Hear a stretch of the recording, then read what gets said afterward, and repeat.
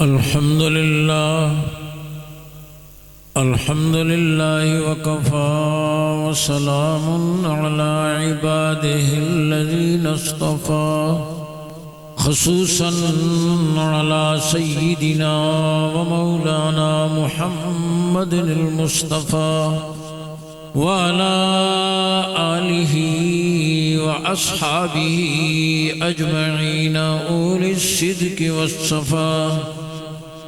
أما بعد فأعوذ بالله من الشيطان الرجيم. بسم الله الرحمن الرحيم.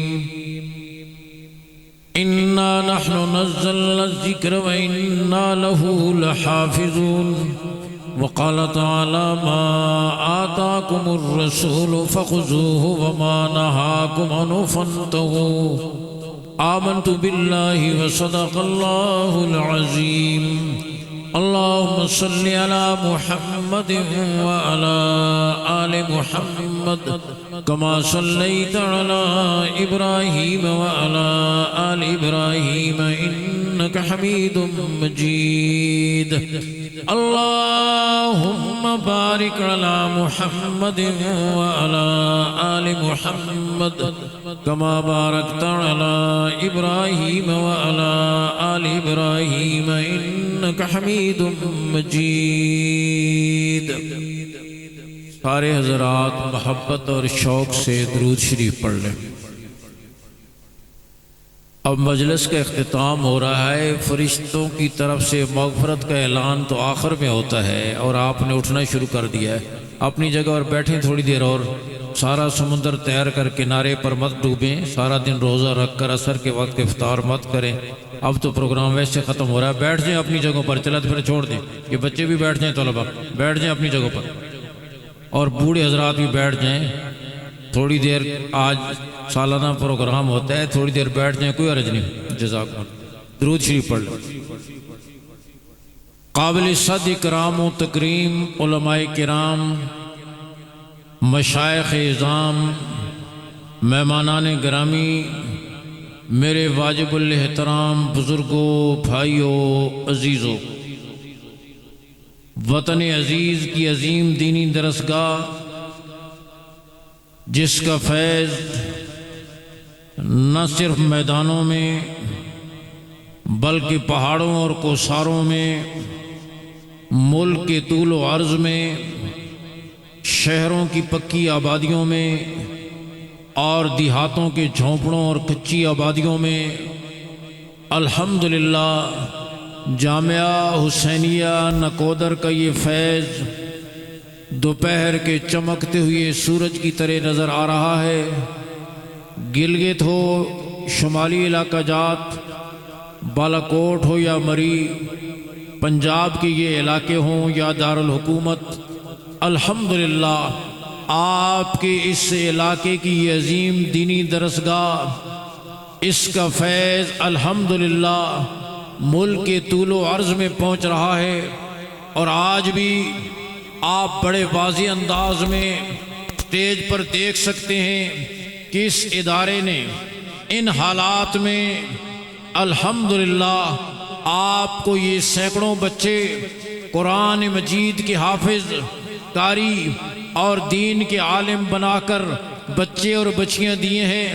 اور الحمدللہ اس وبا کے دور میں بھی جب کہ مارکیٹیں بند رہیں, بازار بند رہے, دفتر بند رہے, ملیں بند رہیں, کارخانے بند رہے, سکول بند رہے, یونیورسٹیاں بند رہیں, مدرسہ کل بھی کھلا تھا, آج بھی کھلا ہے اور قیامت تک کھلا رہے گا انشاءاللہ. مدرسے نے اپنے دروازے بند نہیں کیے. اور کیوں؟ سب کچھ بند رہا, مدرسہ کیوں کھلا رہا؟ آپ نے سنا اور دیکھا ہوگا حکومت نے اعلان کیا کرونا ہے, بازار بند رہیں گے, مارکیٹیں بند رہیں گی, دفتروں میں جزوی حاضری ہوگی, لیکن ضروریات زندگی کی دکانیں کھلی رہیں گی. ایسی تھا نا, زندگی بچانے والی دوائیں, کھانے پینے کی ضروریات ضروریات زندگی کی دکانیں کھلی رہیں گی، جیسے انہوں نے یہ فیصلہ کیا زندگی بچانے والی دواؤں کی دکانیں کھلی رہیں گی، رب نے فیصلہ کیا ایمان اور آخرت بنانے والے ادارے بھی کھلے رہیں گے۔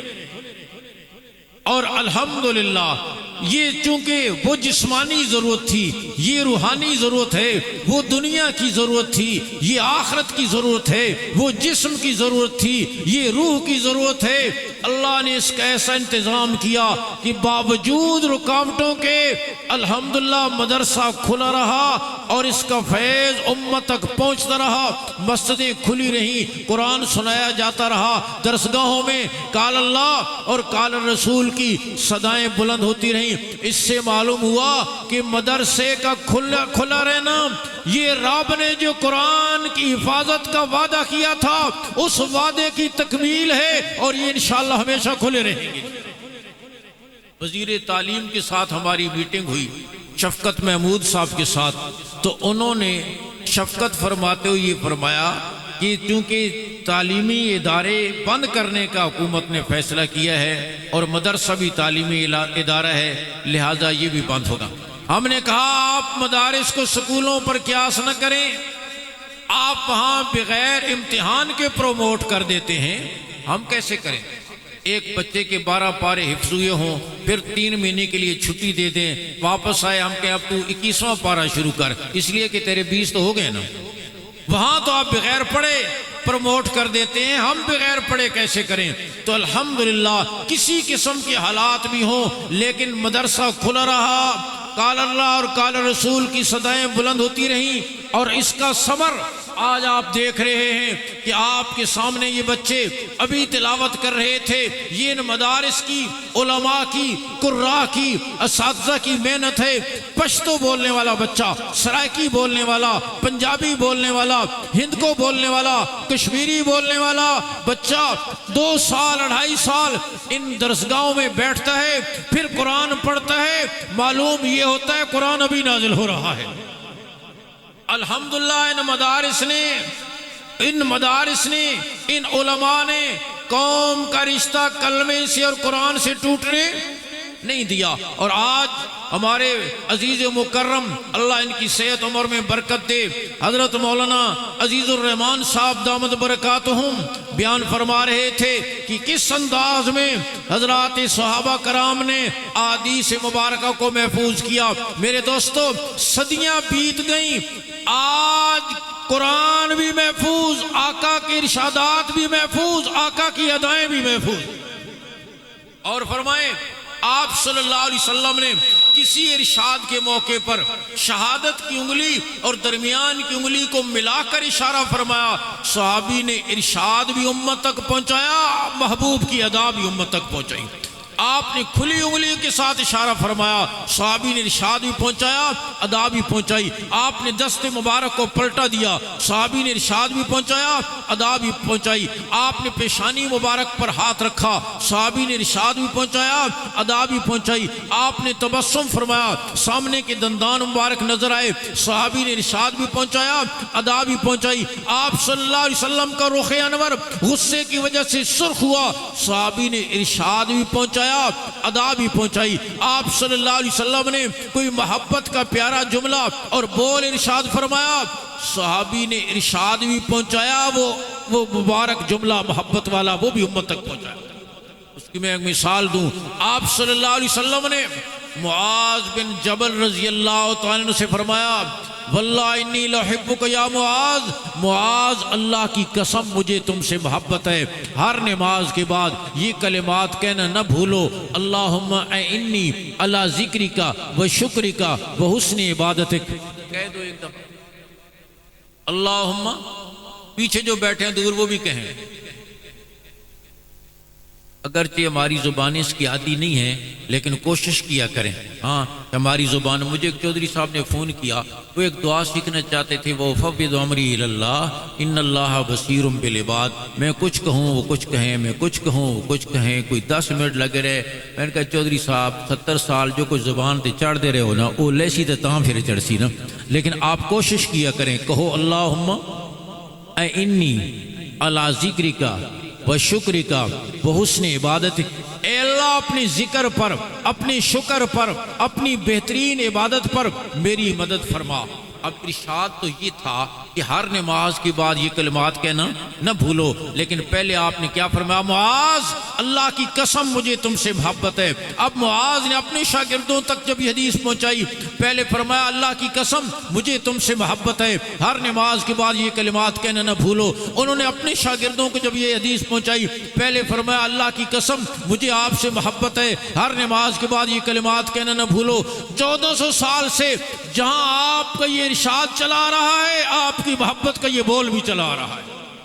5 سال پہلے حج کے موقع پر مدینہ منورہ میں ایک بزرگ جن کی حدیث کی سند بڑی عالی تھی، علماء کو کچھ حدیثیں پڑھاتے تھے، ہم نے بھی ان سے کچھ حدیثیں پڑھی، انہوں نے ہم سے بھی یہی کہا اللہ کی قسم مجھے آپ سے محبت ہے، ہر نماز کے بعد یہ کلمات کہنا نہ بھولو۔ اور میں آپ سے بھی یہ کہتا ہوں اللہ کی قسم مجھے آپ سے محبت ہے، ہر نماز کے بعد یہ کلمات کہنا نہ بھولو۔ میرے آقا کی ادائیں بھی محفوظ، آپ کے ارشادات بھی محفوظ۔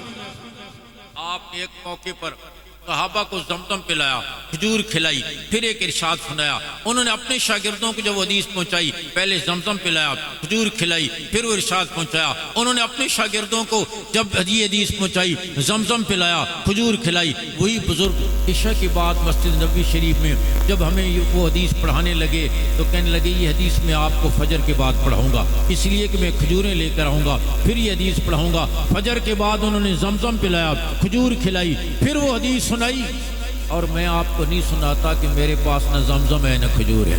تو میں یہ عرض کر رہا ہوں آپ صلی اللہ علیہ وسلم کی ادائیں محفوظ، آپ کے ارشادات محفوظ، پورا دین محفوظ، الحمدللہ قرآن مجید کے لہجے محفوظ، الفاظ ان بچوں نے آپ کے سامنے پڑھا مختلف قراتوں میں۔ آپ غور کریں قرآن نے ان لہجوں کو، حفاظ نے ان الفاظ کو، علماء نے علمی نکات کو، فقہا نے فقہی احکامات کو الحمدللہ محفوظ کیا۔ حضور صلی اللہ علیہ وسلم کے فرائض منصبی یتلو علیہم آیاتی ویعلمہم الکتاب والحکمہ ویزکیہم، قرآن مجید کی آیات کی تلاوت، تعلیم کتاب و حکمت یعنی قرآن و سنت کی تعلیم، اور تزکیہ یہ سارے کے سارے جو نبوت کے فرائض تھے الحمدللہ یہ ساری صفات مدارس میں پائی جاتی ہیں، اور مدارس میں یہ چاروں کام ہو رہے ہیں، تعلیم کتاب و حکمت بھی ہو رہی ہے، تلاوت آیات بھی ہو رہی ہے، تزکیہ کا کام بھی ہو رہا ہے۔ اس لیے میں کہتا ہوں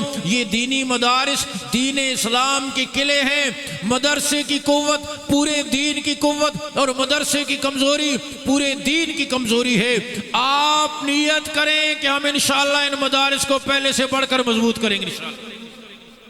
اور حضور اقدس صلی اللہ علیہ وسلم کی ادائیں، آپ کی لائی ہوئی مبارک زندگی، آپ غور فرمائیں حضور اقدس صلی اللہ علیہ وسلم کے ساتھ حضرات صحابہ کرام کو سچی محبت تھی، اور جس سے محبت ہوتی ہے اس کی ایک ایک ادا سے محبت ہوتی ہے، اس کی لائی ہوئی زندگی سے محبت ہوتی ہے، اس کے شعر سے محبت ہوتی ہے، اس کی زبان سے محبت ہوتی ہے، اس کے اہل خانہ اور آل بیت سے محبت ہوتی ہے، اس کے دوستوں سے محبت ہوتی ہے۔ جب حضور سے سچی محبت ہوگی آپ کی نسبت والی ہر چیز سے محبت ہوگی، اور جس سے محبت ہوتی ہے پھر اس کے علاوہ نظر میں کوئی اور جچتا۔ یہ لیلا اور مجنون کا قصہ آپ سنتے رہتے ہیں نا، تو یہ جو مجنون تھا اس کا نام مجنون نہیں تھا، اس کا نام قیس تھا، عرب کا یہ نوجوان تھا، حضرت حسن رضی اللہ عنہ کے زمانے میں تھا، لیلا پر فریفتہ ہو گیا، ہر وقت اسی کی سوچوں میں گم۔ اس کے باپ نے سمجھایا لیکن باز نہ آیا، شادی کا پیغام بھیجا، وہ نہ مانے اس کے والدین۔ اس کے باپ نے اس کو کہا چلو تجھے حج پر لے جاتے ہیں، بیت اللہ وہاں جا کر توبہ کر۔ باپ نے ملتزم پر دھکیل دیا، جو دعا کی قبولیت کا خاص مقام، یہاں توبہ کر لیلا کی محبت سے۔ تو وہ وہاں ملتزم پر جا کر کیا کہتے ہیں؟ الہی تبت من کل المعاصی ولکن من حب لیلا لا توبو، کہتا ہے یا اللہ سارے گناہوں سے معافی مانگتا ہوں، لیلا کی محبت سے معافی نہیں مانگتا۔ راستے میں مل گیا، حضرت حسن رضی اللہ عنہ نے فرمایا قیس میں نے خلافت کے معاملے میں حضرت امیر معاویہ رضی اللہ تعالیٰ سے صلح کر لی ہے اور خلافت اپنے سے بہتر شخص کے حوالے کر دی ہے تاکہ مسلمانوں میں خون خرابہ نہ ہو۔ تو میں نے اچھا کام کیا ہے نا؟ تو کہنے لگا کیا ہوگا اچھا، لیکن میرے خیال میں تو خلافت لیلا کے علاوہ کسی اور کو سجدی نہیں تھی۔ خلافت کی حقدار میرے خیال میں تو لیلا کے علاوہ اور کوئی تھا ہی نہیں۔ اس کے دل و دماغ پر وہی چھائی ہوئی ناپاک محبت میں یوں ہوتا ہے حضرات صحابہ کرام کو حضور اقدس صلی اللہ علیہ وسلم کے ساتھ جو محبت تھی، آپ سے صحابی نے عرض کی حضور مجھے آپ سے محبت ہے، فرمایا جاؤ اپنی ماں کا سر قلم کر کے لاؤ۔ صحابی تلوار لے کر دوڑے، آپ نے بلوایا، فرمایا میں ماؤں کے سر قلم کرانے نہیں آیا، ان کے قدموں کے نیچے جنت بتلانے آیا ہوں۔ میں یہ دیکھنا چاہتا تھا آپ اپنی محبت کے دعوے میں کتنے سچے، سچی محبت تھی تو پھر آپ کی اداؤں سے محبت تھی، آپ کی ایک ایک ادا سے محبت تھی۔ حضرت ابو ہریرہ رضی اللہ عنہ فرماتے ہیں نبوت کا وہ سچا عاشق، فرماتے ہیں دسترخوان بچھا، کھانا لایا گیا، حضور تشریف لائے، گوشت میں کدو پکا ہوا تھا، میں نے دیکھا حضور سالن میں سے کدو کے ٹکڑے تلاش کر کر کے تناول فرما رہے ہیں، مجھے اندازہ ہو گیا کدو حضور کو محبوب، سارے سالن میں سے کدو کے ٹکڑے اکٹھے کر کے میں نے حضور کے سامنے پیش کر دیے، مجھے اندازہ ہو گیا کہ کدو حضور کو محبوب، فرمایا مجھے بھی کدو محبوب ہو گیا۔ اگلی بات سنیں، ابو ہریرہ فرماتے ہیں اس دن کے بعد پوری زندگی ایسے نہیں ہوا کہ گھر والوں نے مجھ سے پوچھا ہو ابو ہریرہ آج کیا پکائیں اور میں نے کدو کے علاوہ کوئی اور جواب دیا ہو۔ گھر میں ہنڈیا میری مرضی سے پکی ہو اور پھر کدو کے علاوہ کچھ اور پکاؤ، پوری زندگی ایسے نہیں ہوا۔